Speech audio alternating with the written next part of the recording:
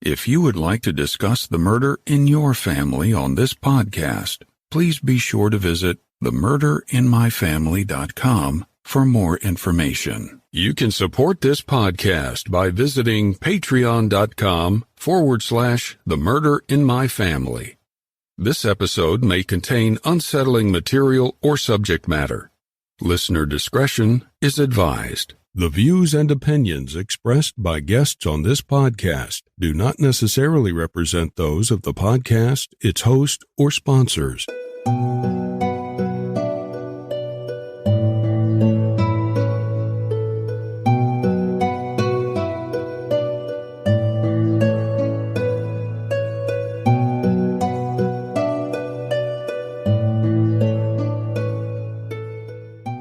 Thank you for joining me for this episode of The Murder in My Family. Before we get started, please allow me a moment to share some important information with you.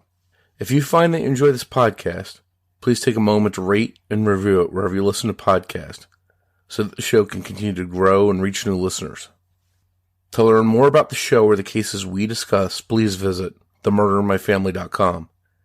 You can also find us on Twitter with the handle @murderinmyfam, or by searching for the Murder in My Family podcast on Facebook.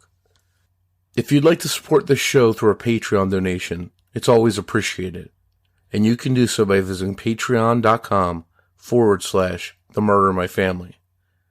Benefits of supporting the show on Patreon include early access to ad-free episodes of the show, plus bonus content not heard in regular episodes. Support may also include thank you cards, stickers, and more.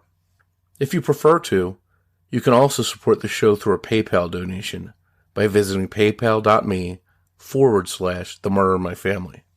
In each episode, I'll give shoutouts to any new supporters. In this episode, I'd like to thank Starla Sims and Acid Man, and thank you to all of the supporters that generously donate to help keep the show growing and improving. Last but not least, just a reminder that we're coming up on CrimeCon in a few months in New Orleans. I'll see you on Podcast Row. If you'd like to purchase badges to go, please visit crimecon.com. At checkout, enter my promo code, which is Criminology19, and that will save you 10% off your standard badge purchase. Thank you, and now on with the show. A warning up front about today's episode. Today we're talking about the neglect and death of a 2-year-old child at the hands of her parents, as well as the brief mention of animal cruelty. Whenever I cover the case of a small child, I feel compelled to give this warning at the beginning of the episode, because I know there are some listeners who just can't bring themselves to listen, and I certainly don't blame them. It's personally hard for me to cover cases dealing with children. At the same time, as a parent myself, I know there's nothing more important in this world than our children, and to not discuss the cases involving children is to pretend that those children didn't exist. They did. They were real people who shouldn't be forgotten.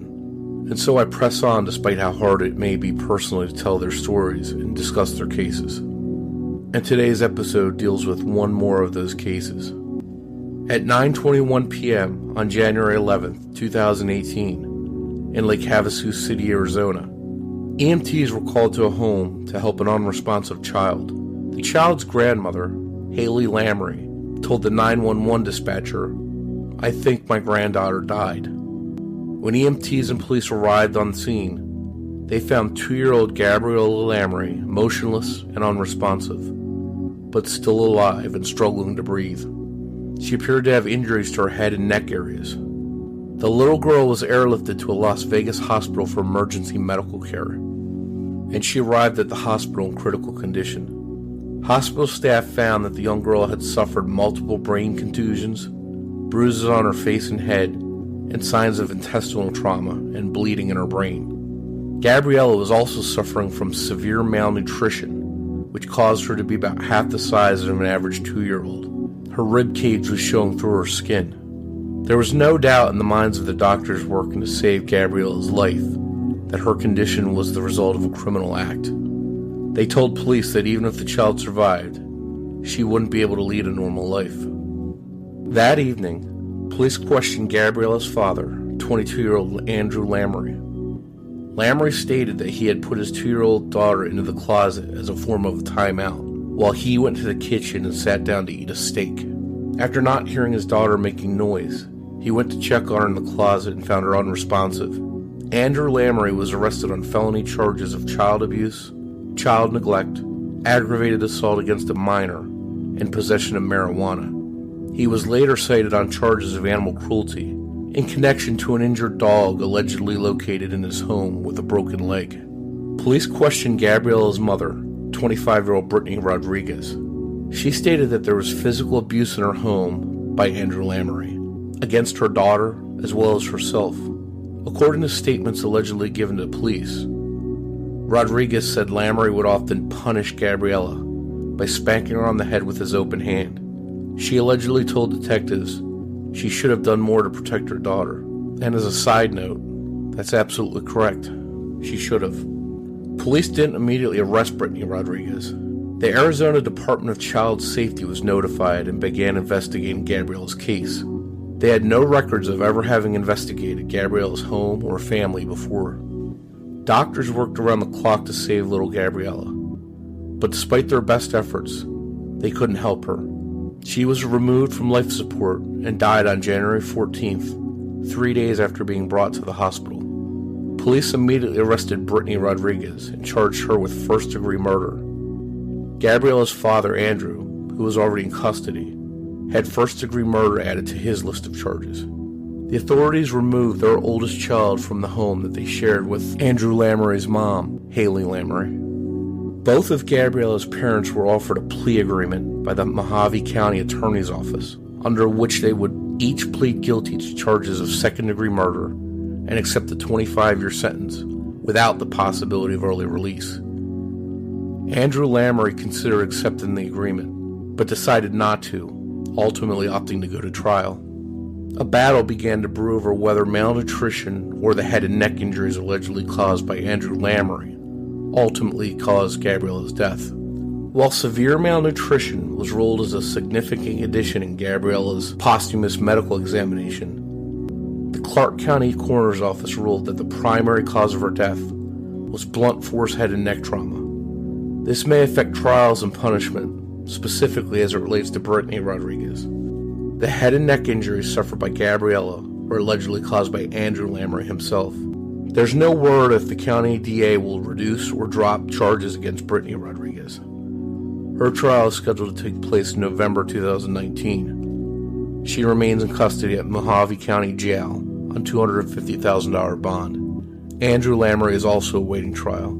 Gabriella's grandmother, Haley LaMorie, who called 911 and whose house Gabriella and her parents lived in, has not been charged with any crimes. What's so scary about Gabriella's story is that she wasn't killed by a stranger or some random monster. She was killed by family, at the hands of her father and possibly her mother, the very people most responsible for keeping their children safe. It's incredibly sad to see that she apparently suffered going hungry and shedding weight for who knows how long, the end of her life spent in a dark closet while her father enjoyed a steak dinner. If this case makes you angry and sad, you're definitely not alone. This little girl was failed by adults in her home. The aftermath of her death has put members of her family at odds with each other and left them searching for answers and asking why little Gabriella had to die the way she did. Gabriella's aunt, Brittany, joined me to discuss this sad and difficult case. That conversation is next. This episode is sponsored by BetterHelp. Do you have something that's interfering with your happiness or standing in the way of attaining your goals? If so, BetterHelp Online Counseling is there for you. You can conveniently connect with your own professional counselor in the safety and privacy of an online environment. And how you connect is up to you. You can choose to schedule secure video or phone sessions and also chat and text with your therapist. Everything you share is confidential, and licensed professional counselors can help you with issues ranging from stress and depression to self-esteem and anger issues. One thing that jumped out to me was that they also help with grief issues. And let's face it, on this podcast, we deal with a lot of sad and heavy cases and grieving family members. And BetterHelp is ideal for those difficult situations. If you're not happy with your therapist for any reason, you can request a new one for no additional charge, and financial aid is available for those who qualify. Best of all is that BetterHelp is a truly affordable option. The Murder in My Family listeners get 10% off your first month with discount code FAMILY. So why not get started today? Go to betterhelp.com/family and simply fill out a questionnaire to help them assess your needs and get matched with a counselor you'll love. Again, go to betterhelp.com/family and enter code FAMILY at checkout.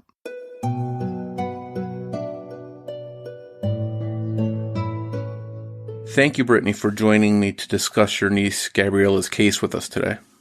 Hi. And I can't imagine how hard Gabriella's death has been on your family. She didn't die at the hands of a stranger. She died at the hands of her parents, allegedly, and they're family members of yours. What kind of ordeal has that been for you all? It's been a nightmare, honestly. The last year it's been crazy. It's been ridiculous. Give us a little bit, if you can, of how did this come about? What led up to this?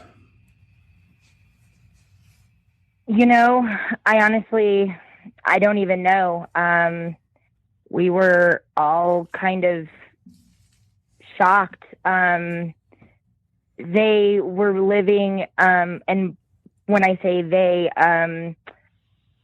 Brittany Rodriguez is my stepsister. Her boyfriend, which is the dad, they were living with his mom, which is grandma. The three of them were living in Wyoming, and they packed up and moved to Arizona about a year before this happened, maybe a little longer.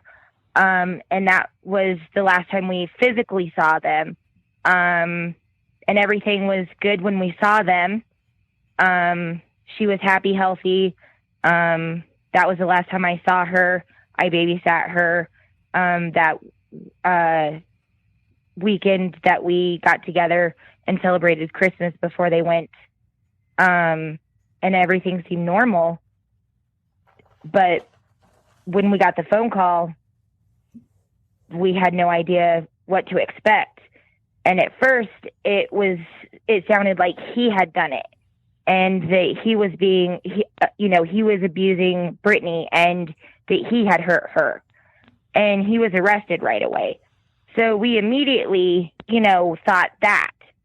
But then after she passed in the hospital, they said, well, no, she died of malnutrition. We were like, wait a minute, what's really going on here? And then that's when we started really looking at it and questioning, well, what really was going on in the house? And we still haven't really gotten that answer yet. But I know she's unfortunately not innocent in it. And that's why I'm talking to you today, is I want that to be known. I think that her trial's coming up in November. Their trial's coming up in November. And it's just really sad that it's just come down to this, and it's a he said, she said, and they're really looking at the abuse case.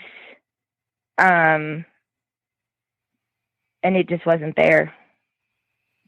And I look at little Gabriella's pictures, and I just can't fathom how her parents, the people that should have protected her, were the ones that ultimately may have been responsible for her death. Was there anything personally going on in their lives that might have led to this? Any kind of mental illness or drug abuse or anything along those lines? Not that I know of. Growing up with her, she's been in my life more than she hasn't been at this point. And growing up, I always thought she would be the one that would be the most successful. She wanted to go to nursing school. She was working at a nursing home. She was a CNA. She was a caretaker. She was just a good person. And I just don't know where or what happened there. And as far as I know, there was no drugs at all. I've never known her, there was no problems in her life at all with anything. When this happened, police said that they found drug paraphernalia for marijuana, but that was it. And then when they tested everybody, that was all that they found was, that's all they tested positive for was marijuana. So could it be marijuana? I mean, I've never heard, it's usually a lot harder drugs than that, but, I don't know. I have no idea. And what is the official allegations from police? What happened? If you can walk us through that ordeal, what do they say happened and over how long a period? They're saying that she had an injury. They don't, whether she was put in a closet for a time out, allegedly, and he was left alone in the room. And when they came back, they found her unconscious. They said that there was a desk in that closet. So she was playing on the desk and fell and hit her head. If that's true, then that answers the brain injury, but then there's the malnutrition. So I don't know, what the police are really doing with the brain injury. I know they are definitely, going after both of them for child abuse, the malnourishment. I know that they are going after them for the trauma.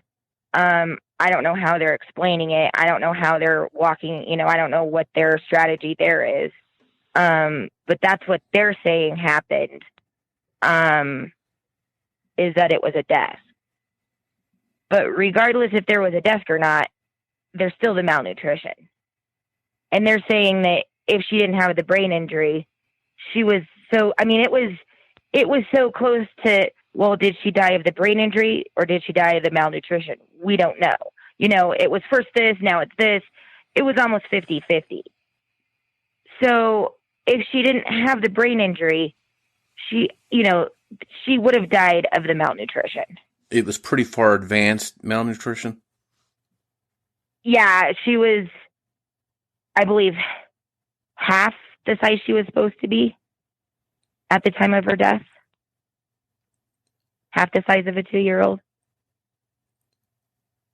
Now, was there anybody else in the picture as far as aunts, uncles, grandparents, anybody that might have noticed this, that was suspicious of this or brought that up to them?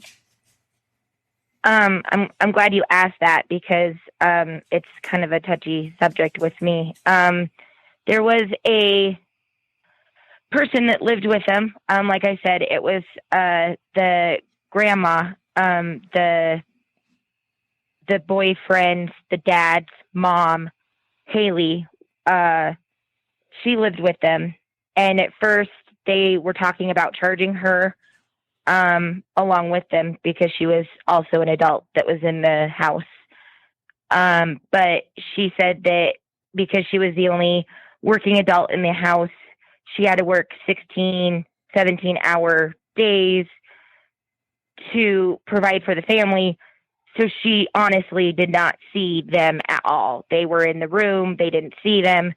So she was not able to notice that. And I guess she provided pay stubs to prove the hours worked. And the DA decided not to pursue her. And I have mixed feelings about that. I think that, they were both grown adults. maybe there was a lot of, if she wasn't, if she maybe made them get jobs, or if she, I guess some responsibility in it maybe, or yeah, or maybe, but I really feel like, I mean, you were in the house. How did you not know what was going on? And there had to have been some red flags. And this again was this was a grandparent. This was the grandparent. This was Andrew LaMorie's mom, Haley LaMorie, or Haley Lowe is her name. And typically, grandparents are all over their grandkids, trying to see what they're up to and spending time with them and stuff. So it sounds, I can't, not to be accusing of her, but most grandparents with 2-year-olds, speaking because I have kids myself, are all over their grandkids and would notice things like that. Yeah. She said, that when she would be home, that they would be in the room and the door would be closed or whatever, or it would be late and she wouldn't be able to see them, or she'd ask about them, and Britt would just kind of say, oh, hey, they're fine. So I'm a little upset with the DA that, they didn't pursue that a little more. I just feel, I don't know. You think that she should have had some kind of responsibility in relation to it? Yes. I feel like she was an adult. If she was also an adult in the house with these other adults, she should have some responsibility with it. She should have known what was going on under her house. If she was paying the bills, she was paying their rent, she was paying their car payments, she should know, what food was being bought. She should know who was eating it. She should know what was going on. And she should know if there was abuse and stuff going on. And being that she's a family member and, Gabriella's parents were also involved, has this caused like a major rift within your entire family? Yeah, it's been pretty crazy. Gabriella has 2 siblings, an older one, and then Brittany was pregnant when she was arrested and had the baby in, I'll just say she had the baby sometime after she was arrested. I want to say it was May, but I can't remember for sure the month. And my father and I were fighting for custody for them. Haley, the grandma who was living with them, was also trying to fight for custody for them. And then my dad had just divorced Brittany's mom, and she was also fighting for them.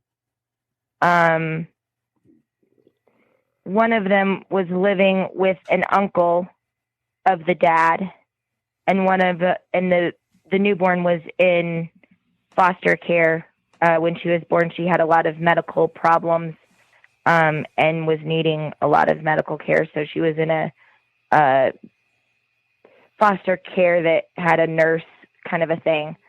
So there was like 4 or 5 people fighting for these kids. And it got pretty ugly, and it ended up that the kids got separated, and I don't think they're going to know that each other exists. And it's pretty sad. And there's all kinds of rifts that happen within families that cause friction and cause people to stop communicating, but I can only imagine what something like this would do to a family. Yeah, it's been pretty crazy, and I've tried to be nice And, I talk to Haley. I talk to her mom. I try to be nice just to, figure out information. I live in Colorado and they're in Arizona, so I can't get down there for every trial, or for every court hearing. So I kind of rely on that to get that information. But yeah, it's kind of a strained relationship. My dad doesn't talk to his ex-wife. I haven't heard from my stepsister. I've actually talked to Andrew once on the phone, but it's crazy how it's just one event, one night a year ago has just completely torn a family apart. And who does currently have custody of the other children at this time? So the older sibling went to Andrew's uncle, who's had her. The adoption was finalized with him. And the foster nurse that was taking care of the baby won her. She was also fighting for her, and the courts decided to keep her out of the family and sided with the foster family. And I know when they were investigating Gabriella's case, they also came across evidence of animal abuse or neglect in this case. Can you tell us a little bit about that? I don't really know about that. I tried to get information on that, and Haley told me that the cops are dismissing that they decided that wasn't a legitimate thing, that the dog was just old or something. But again, that was information from her. I imagine we will find out more in the trial in November. If they are going to keep the charges of animal abuse, I'm sure they will have evidence of that there. So I will probably know more in November, but as of now, I don't know that information. Well, when I was researching this case, I came across a sign that read, "There's a special place in hell for people that hurt children and animals." And I know a lot of people are firm believers in that. That's on this show, we talk about a lot of difficult cases, but especially when they're children or there's animals related, people really seem to take offense to that. And it's tough to cover these kinds of cases because it's such a delicate subject. It is. And,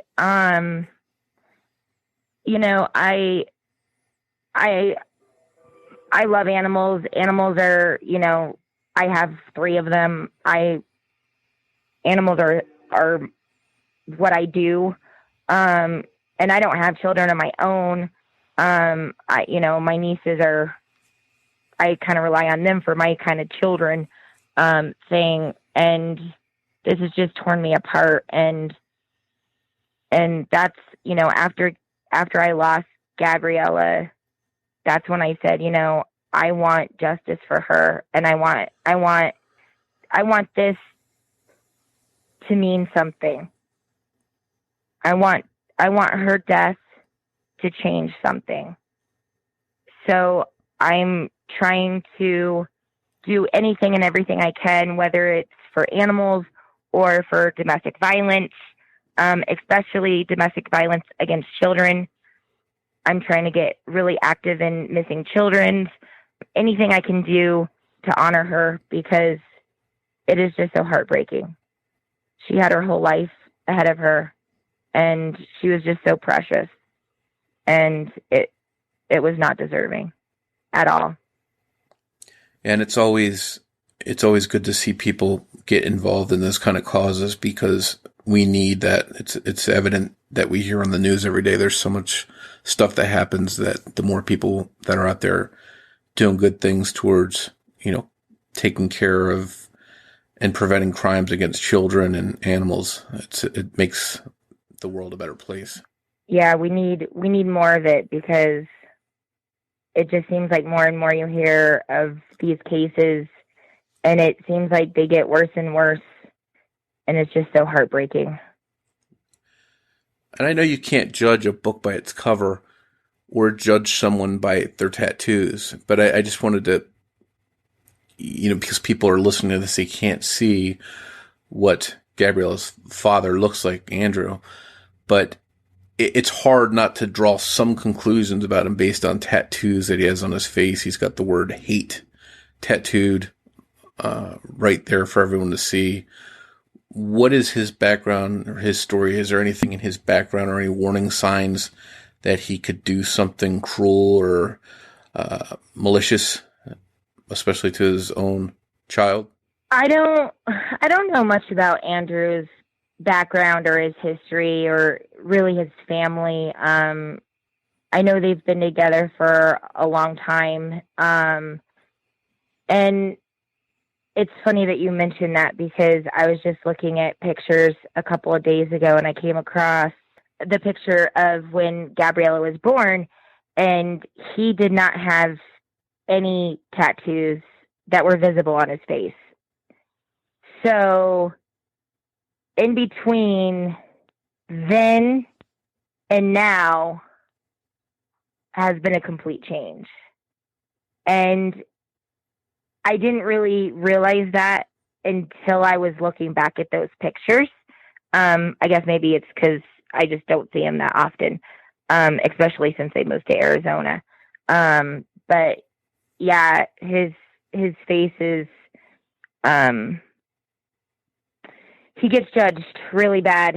And his grandma said something about, he is a very caring person and he has a lot of emotions and he doesn't know how to show his emotions. So he wears them on his face like that. That's how she explained them to me. So that's her take on it. I find it interesting that he has both of his girls' names tattooed on his face or, neck area. So I wonder, when he looks in the mirror and he sees Gabriella's name, what that does to him daily. Whether it causes him pain or regret or anything like that? Yeah. Or, if he has remorse or, I hope he, does for his sake. And I hate to say it, but I hope it eats him. I hope he thinks about her every day. I know that he's had some tough days and I don't know if he's going to make it to the trial, honestly. He's been on a couple of suicide watches and I know he's struggling. So maybe he does feel bad about it. I don't know. But that's between him and if he believes in God. Gabriella's mother, Brittany, was your half-sister, was it? Stepsister. Stepsister. And were you pretty close with her? We weren't really close, but she's been in my life, like I said, more than she hasn't been. I was trying to think about that before you called, because I figured you were going to ask. I can't recall exactly how many years they were married. I want to say it was like 14 years. I mean, I've known her since I was like 10, 11, I want to say. And I'm older than her. So I've known her since she was like, I want to say 8. So I've grown up with her. I've lived with her on and off. I lived with my mom for the most part, but we've spent plenty of time together. I wouldn't say we were best friends, but out of, all of this, the family that came with my dad's second wife, she was my favorite. And like I said, I always thought she would be the one that would do the best and succeed. And I liked her. I never saw this coming at all. And, my name is Brittany and her name is Brittany. So it was always, I was Big Brit, she was Little Brit. So we kind of had that bond. And so I'm really struggling with that too, because it's like I kind of lost her in this. Did she ever confide to you anything after this happened about why it happened or what her feelings were? I have not talked to her since it happened. I wrote her a letter, but the place that she is at does not allow letters. So I'm waiting for the trial to be done for, and then I'll send that. But she hasn't really, she talked to her mom and she talked to my dad a couple of times, and it was only about the kids. And it was because she wanted my dad to have the kids. So she talked to him about that. But she hasn't really, she's withdrawn a lot. She hasn't really talked to anyone but her mom. She refuses all visitors. She's kind of shut herself out from at least everybody that I know. I thought about going up to try to see her, but I'm sure she wouldn't see me. So I haven't done that. But talking to my dad and everything, she hasn't said anything. She's still sticking with it was all abuse from him, and he abused Gabriella, and she's innocent. Oh, and again, going back to how tough that must be on your family, that's a real something that would cause some very big friction in your family. So hopefully there's some kind of answers there that bring some kind of closure, and hopefully somehow Gabriella gets justice that she deserves. And you mentioned court dates are coming up in November of 2019? Yes, as of right now, the state of Arizona is trying both of them together, even though they aren't fighting it together. They're trying both of them together, so their court date is the same date, and it's in November of 2019. So far, it might get pushed back. It's been kind of, with the court systems, it's a circus. But tentatively, it's for November. And do you know what kind of sentencing or what kind of time they're facing in prison? What charges they're facing? I believe they're both facing first-degree murder and child abuse. And then he has a lot of other charges on him. And then unless they take it off, the animal abuse and possession of marijuana and the paraphernalia and all that still on his record at the county jail. But his mom said that they were taking all that off, and it was just the murder charge and the child abuse charge. But that's not what it says on the court thing. So I don't know if it's not just updated yet, or I don't know. But they're both being charged for first-degree murder and the child abuse for sure. And they were both offered plea deals, and it would be 25 years and no parole, no chance of early, release. But they both denied that. So I don't know what first-degree murder charges can be in the state of Arizona. A first-degree murder charge has to be pretty stiff no matter what, however many years it ends up being. It seems like it would be a pretty stiff sentence. Yeah. My fear is that Brittany is going to either get off or get a lesser sentence because of the alleged abuse on her from him. That's my biggest fear. And you think she's as much to blame as him, essentially? 100%. I mean, she's on record in a court or in a police interview.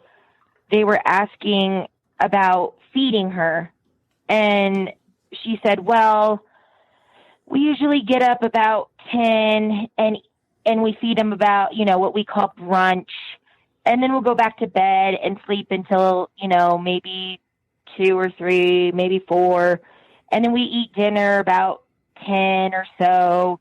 But Gabriella is a morning person, so she would eat breakfast, but she would be asleep by the time they ate dinner.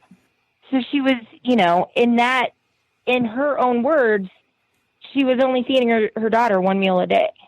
And typically, I know how my 2-year-old is. They wake up pretty early and they want to eat right away, and then they want to eat normal meals throughout the day like most people do. Exactly. Yeah. And after he was arrested, instead of going to the hospital that she was flown to, she was worried about him and stuck around there worrying about he was arrested. Her focus was on him and the arrest, not on Gabby. So to me, those two things alone say you're not innocent. But that's just my take on it. I think the sad thing is there's no good outcome no matter what happens. No, unfortunately, a very precious, innocent 2-year-old girl lost her life, and her siblings have been torn apart, all because of this. And I don't think, no matter what happens, there is no fixing that. Let me ask you a tough question. At the end of the day,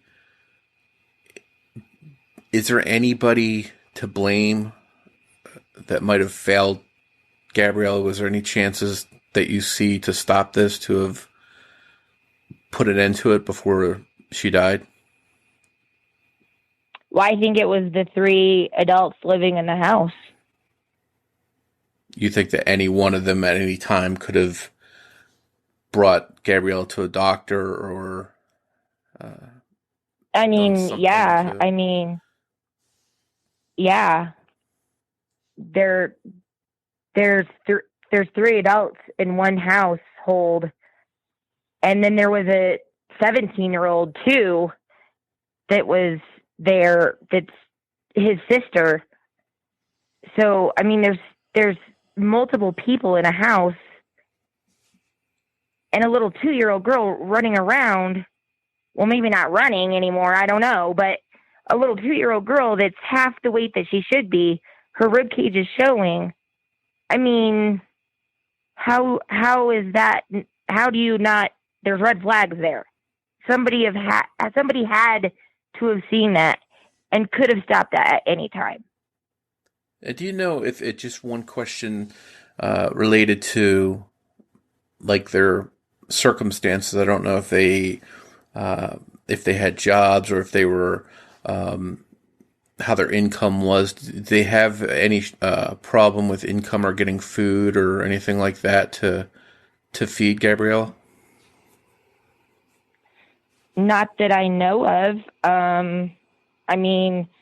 The grandma, Haley, was saying that she was working 16, 17 hours a day to provide for the family. The cops, when they got there, thought that it was a drug house because of the nice cars that they had outside.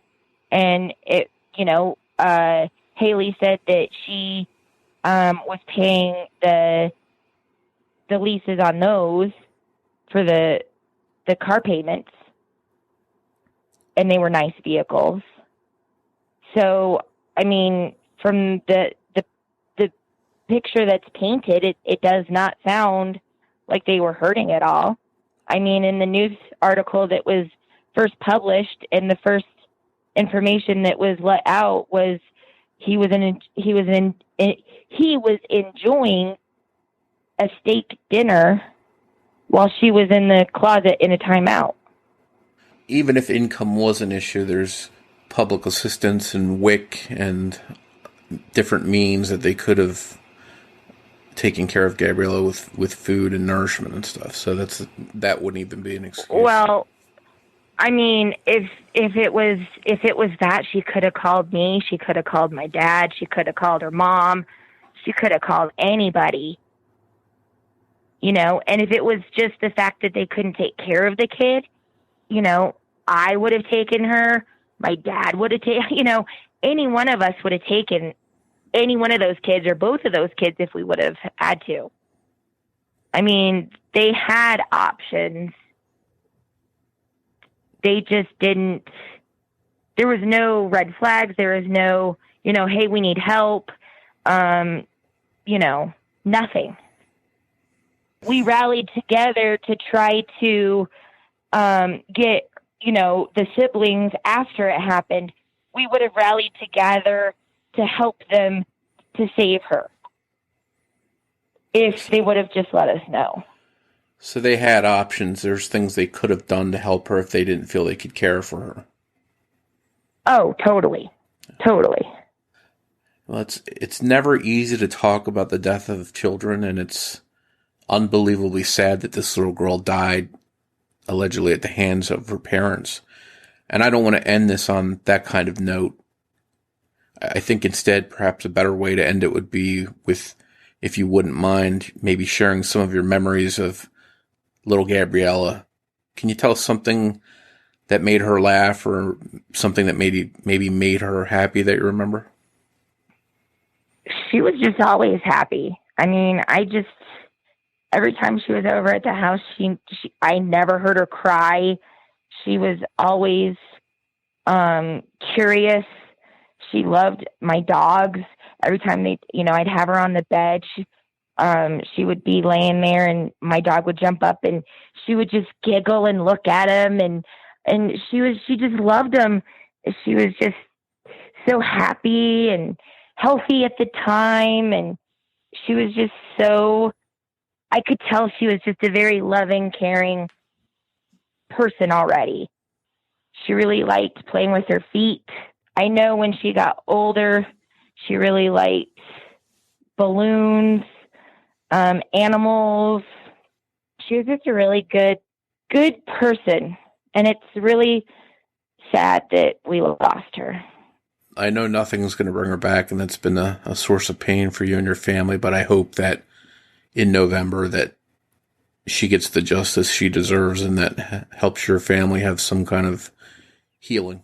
And what's nice is, I found a really nice grieving group called Ellie's Way, and it's just a really nice group. It's a Facebook group that they're just really welcoming, and so they've been really helpful. Just my other family has been really helpful. We just celebrated her first angelversary, the first year that she went to heaven just a couple of days ago. And that was really beautiful. We really miss her, but I'm going to fight really hard to make sure that this doesn't happen to other kids in her honor. Thank you once again for joining me for this episode of The Murder of My Family. If you enjoy this episode, please introduce a friend to the podcast and invite them to listen. And before you go, remember that every murder victim means something to somebody.